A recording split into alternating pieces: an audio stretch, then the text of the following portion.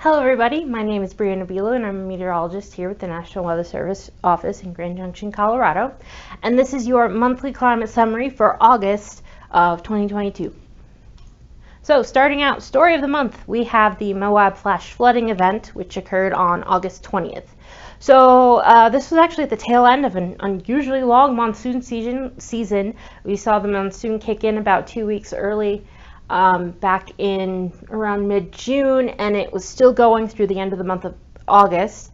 And while August had its fair share of flooding events, this was kind of one of the biggest ones just in terms of impacts, because it did in fact flood downtown Moab. So on the evening of the 20th, a combination of deep monsoonal moisture pushing into the area combined with ample daytime heating, and it fired off some storms over the Mill Creek watershed, and these storms kind of just sat there for a while.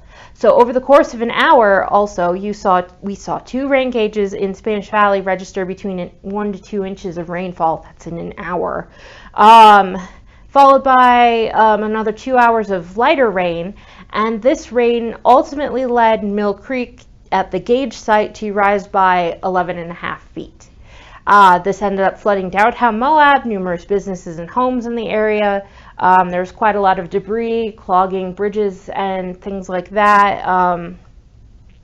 Actually, my mother called me to tell me about this one because one of the restaurants we had eaten at when she came to visit me last time was one of the ones that flooded. So this event was categorized as a 100-year flood event, or it was an event that has 1/100th of a chance of happening in any given year. So a little on the rare side, definitely. And I'm sure people in Moab were definitely a little surprised. As far as temperatures, our highest high temperature for August occurred in Canyonlands on the 4th and again on the 9th, and this was 100 degrees, tied with Grand Junction on the 11th. And our lowest high of the month was in Aspen on the 9th, and that was 87 degrees. Low temperatures, the warmest low was 57 degrees in Canyonlands on the 27th of August, and our coolest low was 40 degrees in Craig on the 30th of the month. As far as precipitation, with the monsoonal pattern, it definitely depended on where you were, whether you saw above or below normal precipitation. But as far as our 10 reporting sites across the area, we generally saw below normal precipitation, with only Aspen and Cortez coming out above normal for the month, with Aspen as the big winner with 2.3 inches roughly, and Grand Junction coming in at the bottom with only a little over 4/10 of an inch of precipitation for the month, which is about 1/2 an inch below normal. But again, it really depended on where you were. Even just within Grand Junction, the airport saw below normal precipitation, but that doesn't necessarily mean that Clifton or downtown or Fruita saw below normal precipitation for the month. These are just 10 sample sites out of a very large area. As far as the drought update though, we did see improvements.